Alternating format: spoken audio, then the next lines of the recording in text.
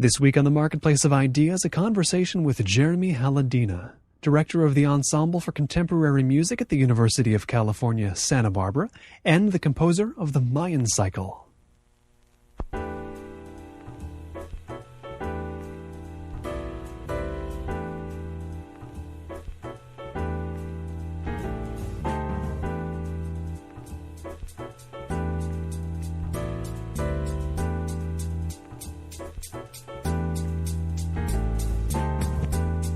It's the Marketplace of Ideas. I'm Colin Marshall. Jeremy Haladyna is the director of UC Santa Barbara's Ensemble for Contemporary Music and the composer of the Mayan Cycle, which spans media and genre, now comprises 27 pieces. Innova Recordings has released 9 choice selections on the new album, called, appropriately, Selections from the Mayan Cycle, which sounds absolutely like nothing else. Jeremy, welcome to the program. Thank you. Thank you. The first thing we should get down here is the sense of the scale of the work from which these selections are drawn. And we know it's 27 pieces. That fact is there on your website.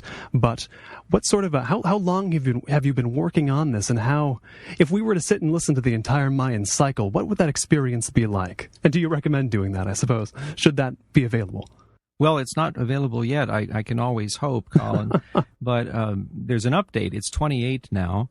And I generally don't put a new item on the website until it's done. And I just finished it literally before the fall quarter started here. By my estimate, it would take about 5 CDs to hold the entire cycle now. And they're very, very different, as you're no doubt aware. They span the gamut from works for one person to full symphony orchestra. And in fact, the chronological aspect of it is also interesting because no one has yet heard the item with a text by Subcomandante Marcos, which is, practically of yesterday in terms of its content, political and musical too, because I made an effort in that piece to use as close to a vernacular style as I'm comfortable with. So it might sound to some people like protest music, with a Hispanic flavor to it, and even the instrumentation of that one came right out of Marcos's own writing. So you have, I think that's kind of what's unique and interesting about this giant undertaking, is that it's everything from the ancient Maya that people know about from film and television to the contemporary Maya. Now, there's so much of the conception of this project that I want to know about, but first I should ask, how much of an idea did you have initially when you began this thing, that there would be this sort of scope, and I see you're nodding your head already, this sort of, this long and this much variety of style, and, styles that somebody wouldn't even know to call a style until they heard your piece? I think you hit it on the head, and that I had no idea, basically, what I was getting into. And some people think I'm crazy, no doubt, but I can't help it. And I think the culture is very possibly the most interesting and exotic on the face of the earth. And many people have privately told me that they thought it was an excellent choice if I had to choose a culture other than my own to be inspired by. And I think very often I'm led almost by the nose. This has happened this way in no other respect during my brief sojourn on this planet. That is, I'll go into a library and virtually be led to the right source in a new scale that I've just invented and not done anything with. I was told by some inner voice, look at the 819-day cycle. Now, we have a professor here on the UCSB campus who has studied that cycle, Professor Aldana of Chicano and Chicana Studies, and I had no idea why the little voice was telling me that until I went into it and found that, indeed, the prime numbers that multiply up to 819 were the very numbers I needed to pull off the latest effort at musicalizing Mayan time. And this latest effort involves the giant epochs. I have a scale I've invented that deals with 1 year. I have a scale I've invented that deals with the Earth and Venus combined. And then I always have contemplated, now, what if there were a scale to basically take care of these giant time periods? The problem being, of course, how do you fit that? How do you make music fit into that? And I think I solved that problem, but you may not hear it for a year or two. I know this is stuff I all want to ask about, but the first thing I suppose, to talk about is to say somebody who is very much into new music will be aware of the concept of taking ways of thinking or systems or anything like that, metaphors from one pursuit and bringing them into music. But I think that maybe this needs a little bit of introduction in that. How, I suppose, did you come upon the very concept in your mind of taking a calendar, for example, and transposing that into a scale one would use? Transpose is a loaded word musically, I realize, but onto a scale one would use to compose. Well, it happened in the American Airlines terminal at LAX, actually. You have an exact place. And I was returning from Mexico City, and I had been a guest there to do a concert which included an early work on the cycle. That is, an early part of the cycle that was written back in the 1990s. And I had bought this famous book, which you may have heard about, by Jose Argüelles, and it's called The Mayan Factor.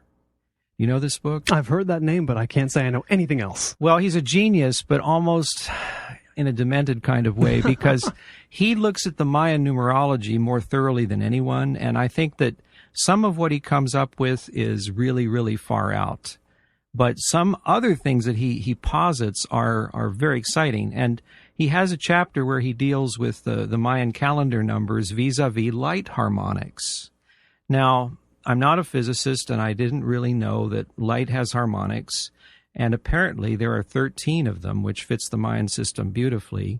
But since I don't deal with light in my work, I immediately thought, wait a minute, this could be a musical scale. He doesn't talk about that, but I think he's really onto something. And I took that as my cue. I took Jose Argüelles' idea concerning light harmonics and simply adapted it to the idea of creating a musical scale based on the Mayan numbers. The interesting thing is there are many, many ways to do that, because the Mayans reckoned time in so many different ways. So you can do it on the micro scale, or you can do it, as I've just done, on the macro scale. And originally, you might be interested to know, the first attempt was a failure.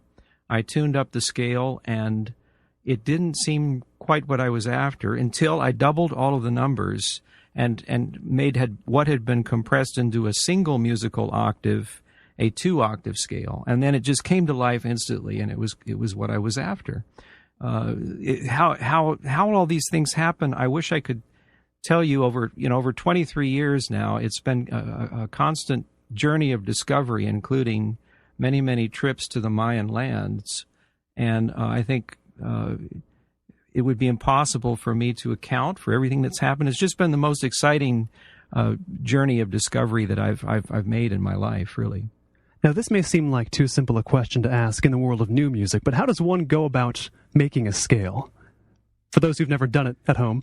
Well, pitch is logarithmic, so it's not so big an issue. It's just that you have to turn something logarithmic into something additive, and we have a marvelous way to do that, because someone came up with this measuring unit called the musical cent. An octave is 1,200 cents, and a conventional half step is 100 cents. So now that we have electronic keyboards that are tunable almost to the cent, some have a tolerance of 5 cents, Colin, but it's possible to get very, very close to any cents value that you can come up with. And it's so easy to translate any series of numbers that is in an order into a scale. That's not the problem. The problem, you might be interested, is how do you fit this onto a keyboard? Yes, it wasn't designed for that. I have photographs of my piano at home with all different colors of Post-its, red, green, blue Post-its all up and down the keys, and those represent Earth notes or Venus notes or Xolotl notes, which he was the incarnation of Quetzalcoatl in the underworld. So when I do the Venus scale, we see Venus appear and disappear, because according to the Mayan tradition, Quetzalcoatl goes down to the underworld and takes on his alter persona of Xolotl the dog, because you can't be Quetzalcoatl in the underworld after all. So the scale models on the cosmology of the Maya, and the biggest problem is fitting it onto the damned keyboard that we have. I would imagine so. Now, the new music composition that I've seen examples of here at UCSB, it's very much, as you know, there's a lot of computers being used. I imagine that's maybe a solution to this, is to not use a traditional piano as the keyboard as the operating method, but to go more inside the hardware, as it were. Yes, and when I came to this campus, I knew that I was finally at the place where I could explore the world of microtones, which I'd been wanting to do for years.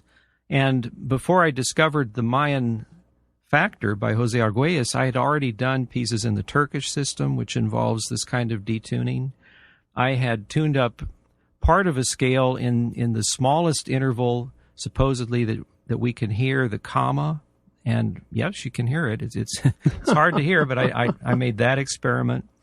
So I was kind of primed and ready for a kind of thread that would tie all of my micro investigations together, and that proved to be the idea of translating the Mayan reckoning of time into music, because after all, time and music are very, very close, and there is no better, I think, artistic way to represent time than music. So I don't know if that answers your question.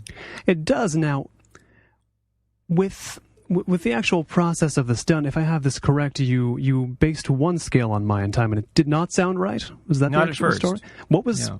Can you describe what was wrong with it? I know there's part of this that's hard to describe and maybe indescribable, but what wasn't there? The notes were too small, and this is all about discrimination in the end.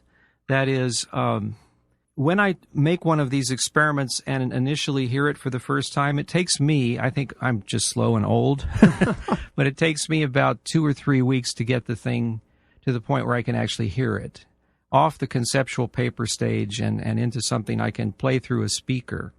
Okay, and when that actually happens, then you hear notes that sound rather like conventional notes. You hear some of the intervals don't sound all of that strange. And as I always tell my students, don't stop there, because you're at the point where the fun really begins. What you then have to do is wear the tuning kind of like an old shoe for a while until you find where the secret parts are that sound new and different and exciting, and they all have those. But you may not even be that struck or confounded when you first sit down and play it for the first time. It's getting to know the tuning and what it can do that's really revelatory. And in the case of the Earth-Venus tuning, I found this is a cluster tuning. That is, the interest is in little clusters of notes. It sounds awful when I play it upwards and downwards, but when I discover these clusters, that's where the interest is. And in the case of the first tuning I did in 1999, it was quite the reverse. It sounded great going up and down. And everyone will be different, and you just simply have to live within those parameters. I did another huge piece in equal note 7 tuning, which is African and Thai. Those are the two cultures that use it. The Africans in Mozambique and in Thailand, traditional music. And this was a scale that worked just fine up and down, but the real excitement didn't even start until you got to note 5. And then note 5 to note 6, strange. Note 6 to 7, even stranger. So again, not every interval will basically be astoundingly new and different. And that's to be expected, because after all, we're quite familiar with most of the frequency content that we can hear by this point. Now, how much of an exploratory trip is this to really get to know a scale you have invented before you can competently, at least to your own mind, use it? That's a good question. The next step that I commonly undertake is maybe a 2 to 3 month period where I'm just doing drafts. And I'm not even sure what the scale has to say to me. I think part of the problem is that people, and I think there's something Mayan about this too, people are not ready to shut up and listen to what the material has to say. They want to impose their vision on the material, and that's not the way. You'll never get anywhere that way. You have to basically let the tuning speak to you. And there are people who think I'm crazy because there's no mathematical justification, acoustically speaking, for this procedure. You can't demonstrate via acoustics that the Mayan numbers are sound, to which I reply, no, you can't, but I'm interested in everything that good numbers can offer, and here's a set of good numbers that have proven their worth over thousands of years. You know, this calendar has been of use to people as long as we have Western recorded history. We're about to celebrate the big turnover, as you know, in 2012, which is the end of 5,200 years of Maya record keeping. That's as long as all of Western recorded history, practically. So you have to listen to what these numbers are saying, and my view is that they're valuable numbers. They've proven their worth over time. And who knows where they can lead musically? Why not find out? I'm not content and never have been content to restrict my interval exploration to just what's acoustically justifiable. We don't have to do that now because computers can produce anything, things that are acoustically justifiable and or not.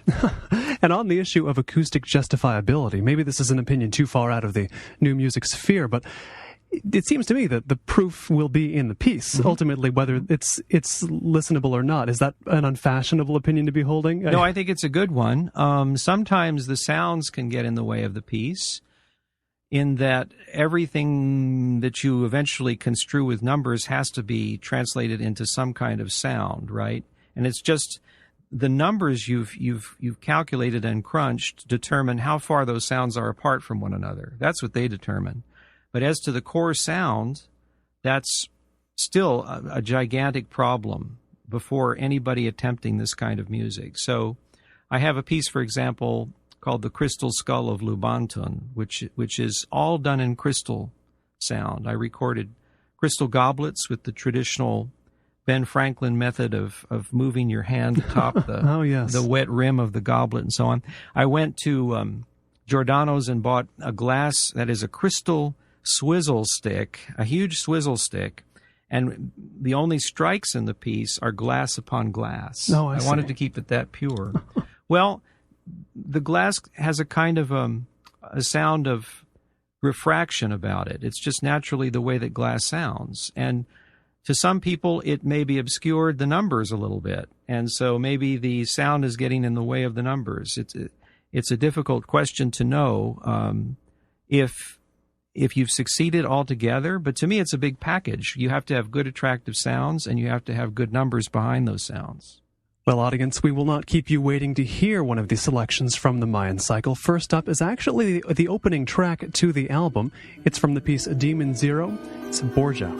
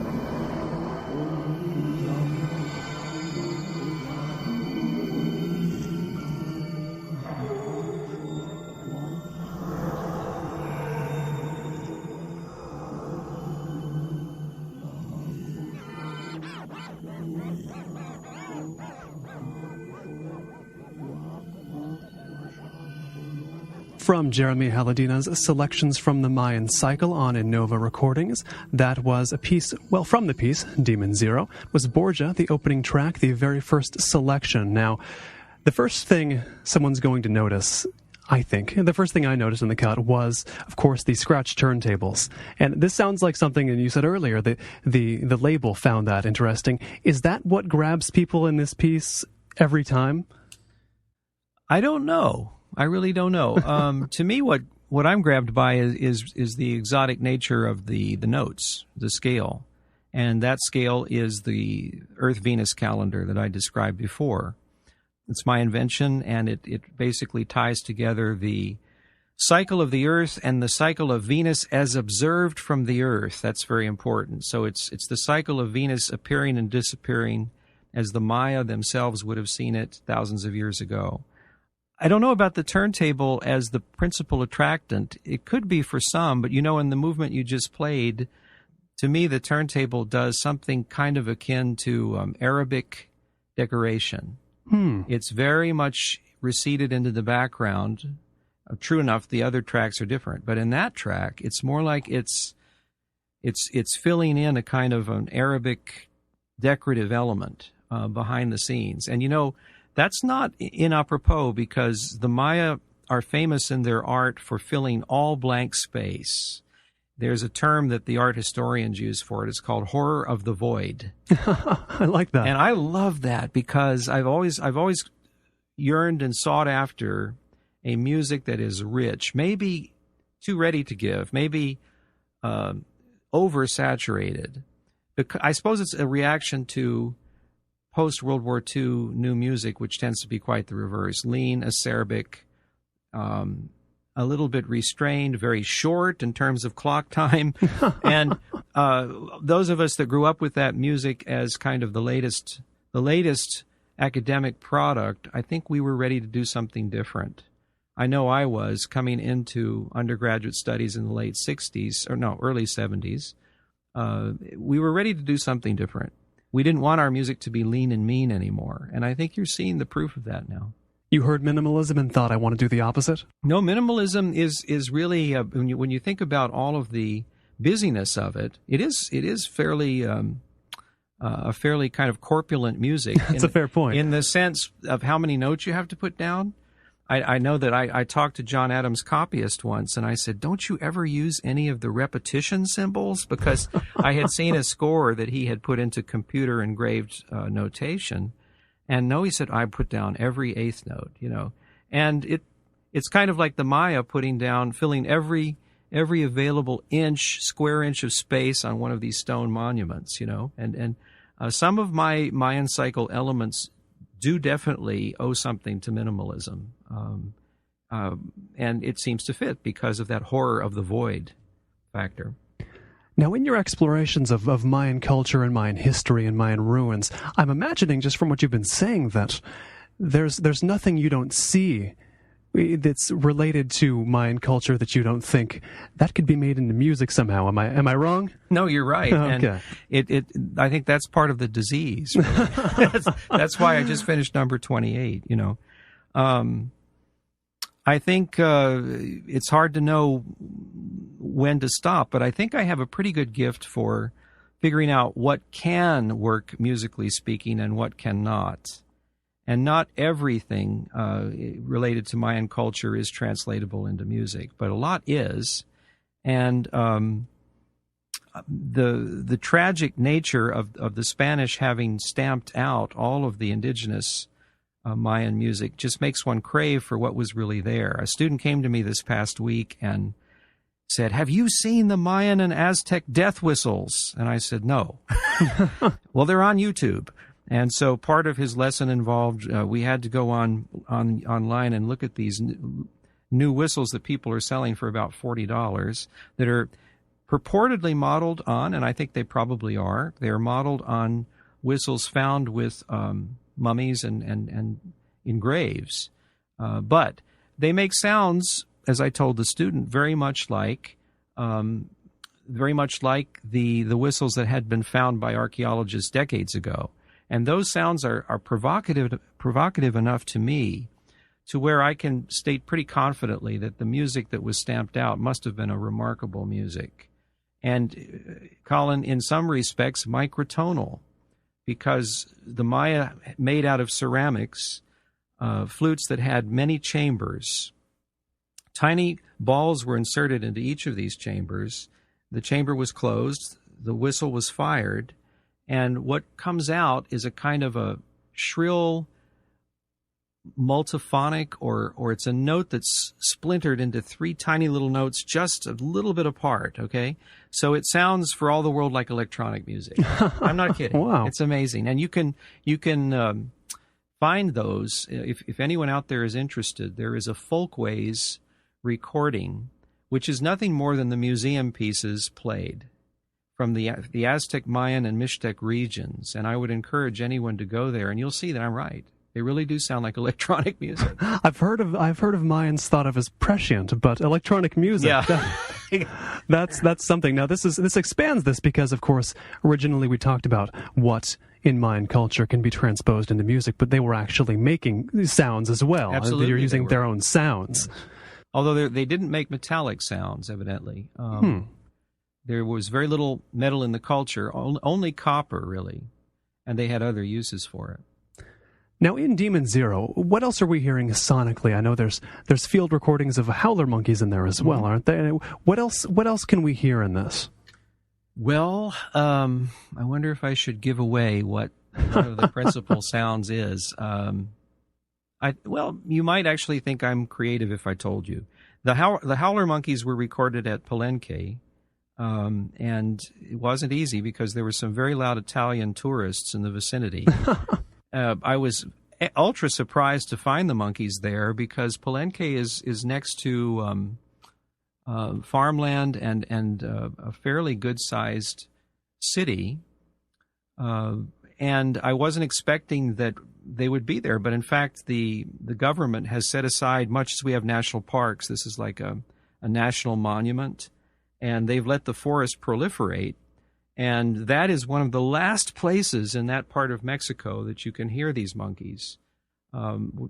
If you want the real virgin rainforest, you have to almost leave Mexico now to get it. Oh, really? Wow. Yeah, but the other sounds were recorded at the UCSB. Oh, boy, right here on campus. Not all of them, but there is a very characteristic sound in the piece, and it's an automatic paper towel dispenser, which I noticed. Oh, yes, I know those. I noticed very, very often that they have discrete pitches and a kind of a. The reason I was attracted to it was that it has a roaring sound to it and a kind of it's a despotic kind of roar to me. And I just simply needed to sample enough of them with enough different pitches to use them. And then, of course, they were tuned into the scale, which is a laborious process. You have to figure out what the core pitch of your sample is, and then you have to distribute the sample on the keyboard that you've tuned. This is not just going on a computer and clicking tune to Mayan scale. This is a long process, it sounds like. I think you can do that now, but I work on the Kurzweil computer station, and the way that station works is that each note, you assign an instrument to each note. And when you monkey with the tuning like this, each note becomes its own instrument. And so it's a little bit more laborious. And then you simply tell the workstation where you want that instrument to be located in terms of sense. And then what you've basically done is create a yardstick of sounds, and the increments on that yardstick are yours, and yours alone. If you've just tuned in, this is the Marketplace of Ideas. I'm Colin Marshall. You can hear this show again or any other interview in the historical annals of the Marketplace of Ideas at the interview archive available on the website colinmarshallradio.com. My guest is Jeremy Haladyna, director of the UCSB Ensemble for Contemporary Music, as well as the composer of the Mayan Cycle. As far as field recordings as well, there's so much in vogue, especially in certain sectors of electronic music lately. How much do those appear in the Mayan Cycle in general? Are you a big user of those outside of, say, Demon Zero? No. I'm kind of a renegade, and there are other people here on the campus interested in tuning and microtones, but no one really goes for the kind of environmental field quotient like I do. I think the classic electronic composer makes their own sounds, and that's difficult to do, Colin. I've always thought perhaps we should let nature contribute the sound content, or automatic paper towel dispensers, right, as it might be. But, the point is that sounds moving through air are very special. And it takes a genius to make a sound comparable, in my opinion, out of nothing more than the computer. It's not to say it can't be done, but I take comfort in the fact that some of the best electronic composers out there, I think, have basically remained faithful to the tradition of musique concrète, and that tradition worked with nothing but available environmental sounds. Horacio Vagione is a composer I respect immensely. He teaches in Paris. He is Argentine. He's world-renowned, and he makes the music rather like I do. He takes sounds in his environment, although very often mechanical as well as environmental, mixes them with musical sounds from conventional instruments like a trumpet, modifies those, and then on top of all that, as a kind of icing on the cake, he might mix in computer-generated sounds. So you've got this man interested in the whole gamut, everything. He's not willing to close the door on any kind of possibility for a piece. I'm a little bit more restricted on the sounds that I put on the palette in order to create the Mayan sound as I wanted in any particular piece. And that's different. When I'm dealing with a crystal skull, it's going to sound one way. When I'm dealing with Demon Zero, it's going to sound another way. There was nothing I could find that gave me the roar that I wanted in Demon Zero, as well as that paper towel machine. Of course, I had to pump it up on steroids, but, I'm thinking of the poor composer who would want to try to recreate a paper towel machine, say bit by bit, literally, bit by bit. And I think, well, you could have just gone to the bathroom and recorded, I agree with you. Now, as far as Demon Zero goes, we, of course, heard one movement of it, Borgia, which is the first cut on the Innova album, but the last movement of the piece? Or? Yes, it's done in reverse order on this CD release. So if you really want to, and there are other tracks interpolated. So what the producer did wasn't my idea, but I think it was a good idea. He has basically alternated electronic piece, acoustic piece, electronic piece, acoustic piece, and he's made a giant sandwich out of the CD, so that you really do get a feel for how diverse the cycle is if you've popped it in your car CD player and you're just listening to it, because every track is so totally different from every other track. But if you want Demon Zero as I originally designed it, you have to play tracks 5, 3, and 1 in that order. They're programmable. Yeah, you can, or your iPod, what have you. That's how I've been listening to it. But Demon Zero, where does it fit into, what can you tell us rather about the context within the Mayan cycle of that particular piece? Not simply the movement, but the piece that contains it. It deals with various aspects of Mayan time wheels aligning.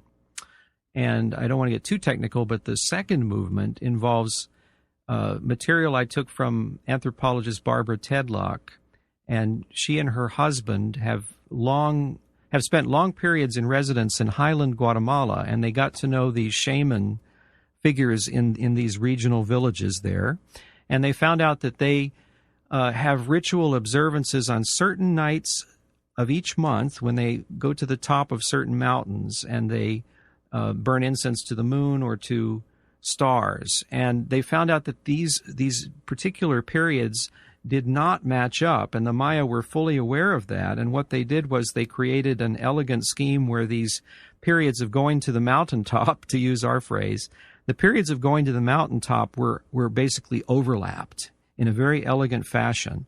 And so what you're hearing in movement 2 is the literal overlap of those people going to the top of the mountain. I didn't change anything. I took the exact number of days that she told me about in the book, and I translated it into MIDI files, and the running notes that sort of turn over like a spinning wheel in the piece.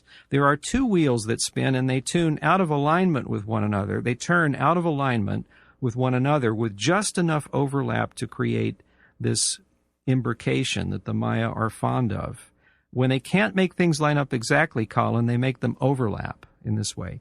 The first movement is the illustration of the tuning itself and the celebration of the 13 number, which magically enough, it's their big number in all of Mayan thinking and mathematics. And the 13 number does in fact tie together the cycles of Earth and Venus. And every 104 years, the cycle of Earth, Venus, and the Mayan almanac, the 260-day ritual observance calendar, every 104 years, these cycles all magically come round to the same starting point. And that is the substance of Movement 1.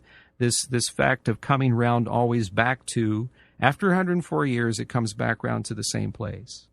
And so we're hearing the way Mayans thought of time. It's simply their mathematical conception of that made audible. That's right.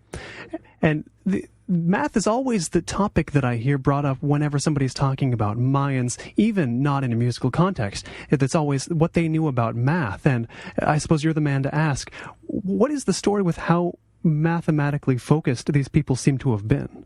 Well, they didn't have fractions, and it's all the more amazing when you consider that all of these observations that they did of astronomy had to be done over huge decades, periods longer than one person's lifetime, which means very accurate records must have been kept in order for that to happen. And it's not just that they did have this ability, Colin. I read somewhere that the Mexican government did a study of how Mayan children performed on mathematical tests, and their aptitude is higher than the typical Mexican student. They show a genetic predisposition to mathematics, even today. I suppose I shouldn't be surprised by that, given what I've heard. Yeah. Now, for the audience, we'll play another cut from selections from the Mayan Cycle. This is Intelligent Life on Other Flutes.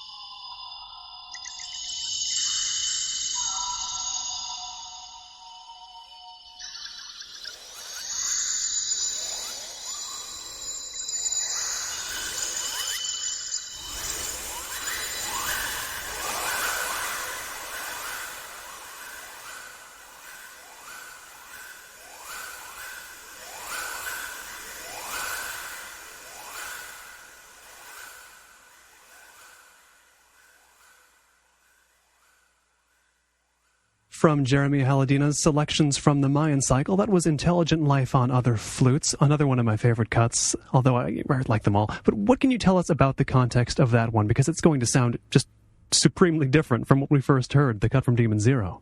Well, as I admit in the booklet, the tuning is Turkish, not Mayan. And what's Mayan about this one is the core substance of the sound itself. And there you have an exact analog to all of the little statuettes that Maya artists made and which were used in ceremonies, sometimes ritually buried, and many of these have been found. A giant cache of them were found on a certain item, on a certain island in the Mexican state of Campeche. And people think that's where the factory was for these ocarinas and whistles. So really, out of the CD entire, the cut that you've just played is the ocarina cut, as it were. It's the cut that shows the sounds that Mayans themselves were using and were familiar with in all of these ritual observances. It's those sounds, but then it's electronically treated as well, is it not? A little bit, yeah. There's a lot of manipulation of the reverb, certainly, and there is a quite noticeable registral shift in the piece from high to low back to high, and it's all about texture too, and using the sounds in combination and alone. Hearing, of course, this specific track plus the one we heard before, I was thinking to myself, so much of the time when I try to introduce friends to various new music composers, often the idea-drivenness of many pieces and the fact that they do tend to be based on some things other than what is specifically already known to be pleasing to the ear, will put them off. But they're not lacking for ideas, but they do seem to be surprisingly accessible to me.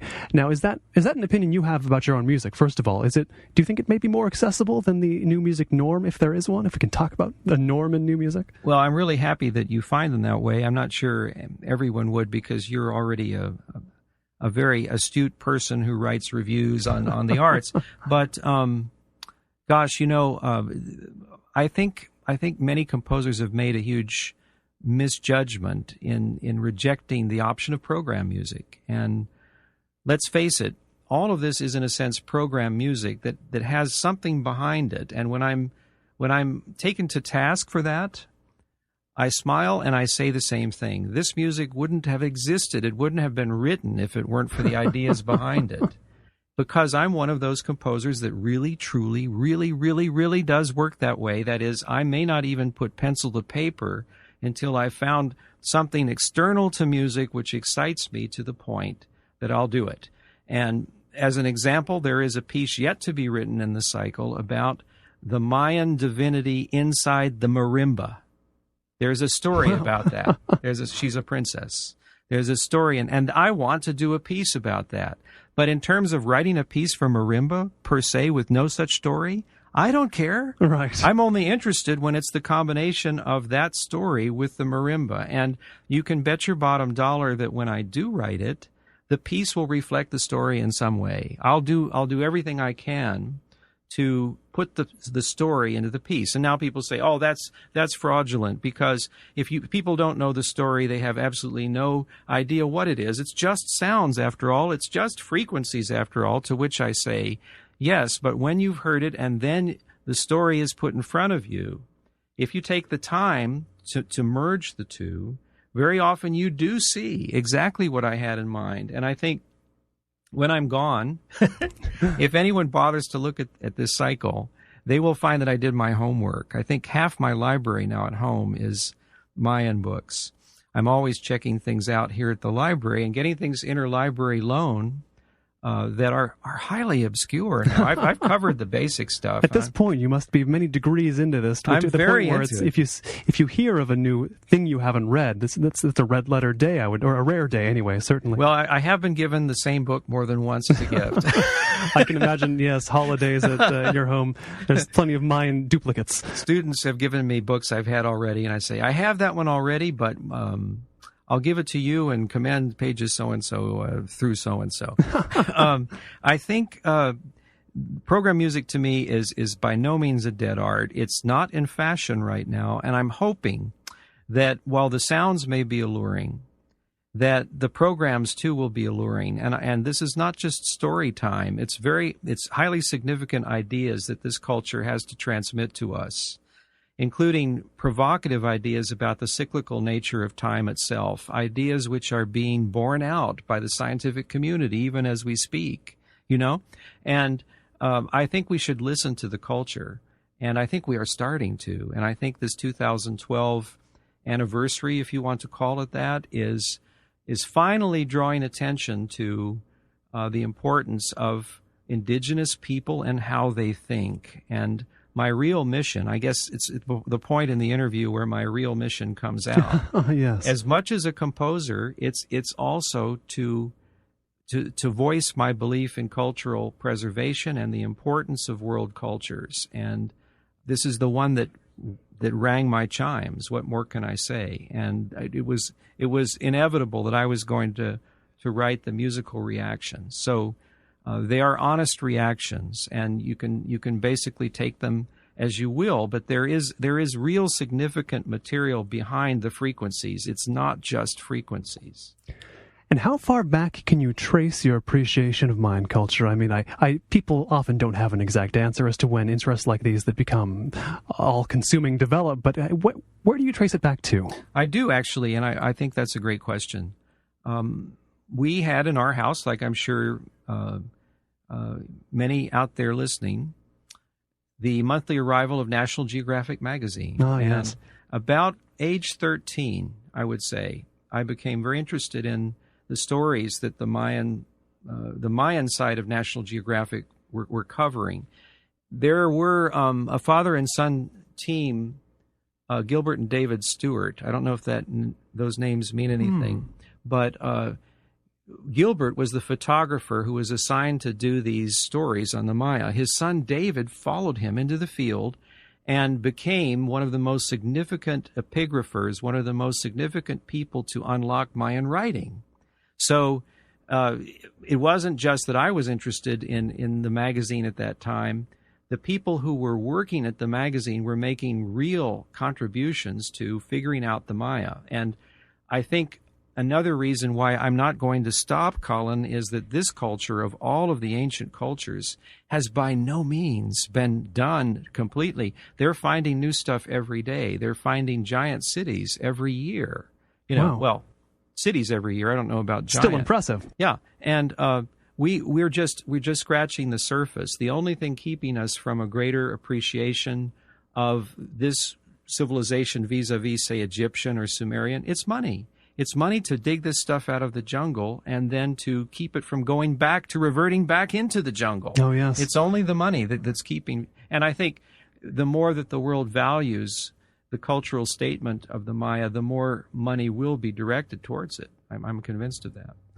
Did your interest in the Maya precede your interest in composition, or which came first? Just about the same time. Oh, wow. I never thought about that. But my first compositional efforts were attached to my job then I was an intern as organist of my church. And I started around age 13. I became organist of the church at 15. This was the very same time that I was reading these issues concerning Mayan glyphs and writing and new discoveries and the art, which whenever I saw anything taken from a stone, any of the great Mayan carvings, I was just captivated because it was unlike any art I had ever seen. When I suppose, and this is a more of a topic than I suppose we can get into in the last few minutes of the show, but how did this lead into how did this lead into whatever the seed was of the Mayan cycle? Because it's been in the last 20 or so years you've been actually composing it. So what was the lead up to this? Because there's a gap in there between the end of story 1 and the beginning of story 2, I suppose. Right. And I finished a couple of undergrad degrees during those years. I went to France, returned, did my first master's degree in radio, television, film, and went to work in radio. Oh.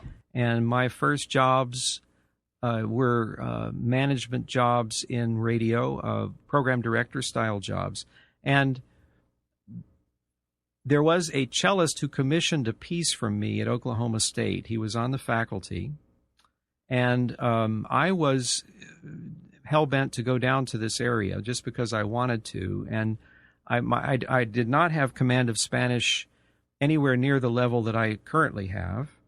And I knew there was a tiny country down there called British Honduras, which had just been rechristened Belize a few years earlier. And so I was one of the early Americans to make the jaunt down to Belize. Now it's quite a common thing to do.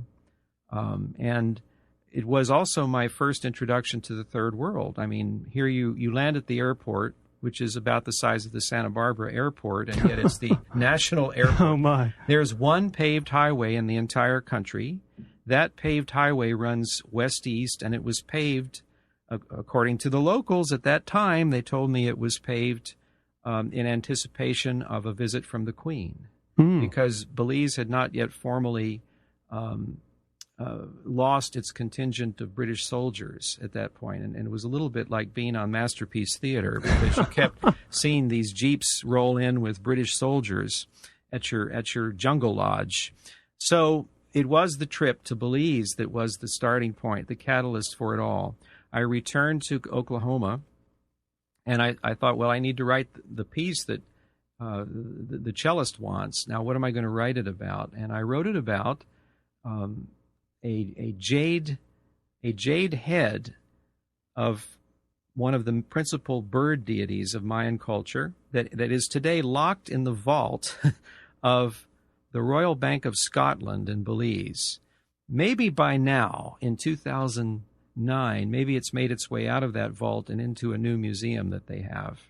But it was written about that particular carved head, which is one of the largest solid objects of jade that they'd ever found. And so the piece is quite exotic for cello. It has all of the richness of the textures in the piano accompaniment that I have always wanted to put into this cycle. It's rich, and it's I don't know, effulgent. Effulgent would be a very good word for it. I'm going to remember that. And you know, I just come out of the jungle there, and I'll never forget the experience of standing atop their principal ruin, which is almost on the Guatemala border.